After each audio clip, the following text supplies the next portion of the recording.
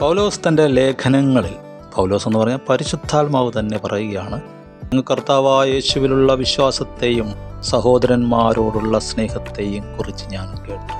രണ്ടും ബാലൻസ് ചെയ്ത് പോകുന്നുണ്ട്. കർത്താവിൽ വിശ്വാസമുണ്ട്, പക്ഷേ സഹോദരങ്ങളെ വീട്ടിൽ കയറ്റടച്ചിട്ടിരിക്കുക.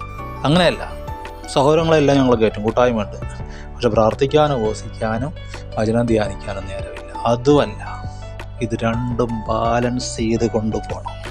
പൗലോസ് പറയുകയാണ്, വിട്ടുപിരിഞ്ഞ് ക്രിസ്തുവിനോട് ചേരാൻ എനിക്ക് കാംക്ഷയുണ്ട്. അത് അത്യുത്തമമല്ലോ, എൻ്റെ ഈ കഷ്ടപ്പാടെല്ലാം തീരും, എനിക്ക് പിന്നെ ഒരു ടെൻഷനുമില്ല, അവൻ നോക്കിക്കാണും. പക്ഷെ നിങ്ങൾ നിമിത്തം ഞാൻ ഈ ശരീരത്തിലിരിക്കുന്നത് നല്ലതാണ്. ഏത് വേണമെന്ന്, ഏത് തിരഞ്ഞെടുക്കണമെന്ന് എനിക്കറിഞ്ഞൂടാ. നമുക്കിതുപോലെ വേണം. കർത്താവിനെ സ്നേഹിക്കണം, വിശുദ്ധന്മാരെ സ്നേഹിക്കണം, യേശുവിനോട് പ്രാർത്ഥിക്കണം, യേശുവിൻ്റെ കൂടെ സമയം ചെലവഴിക്കണം, സഭയെ നമ്മൾ സ്വന്തമായിട്ട് കാണണം, കുടുംബമായിട്ട് കാണണം. ഹല്ലേലൂയ.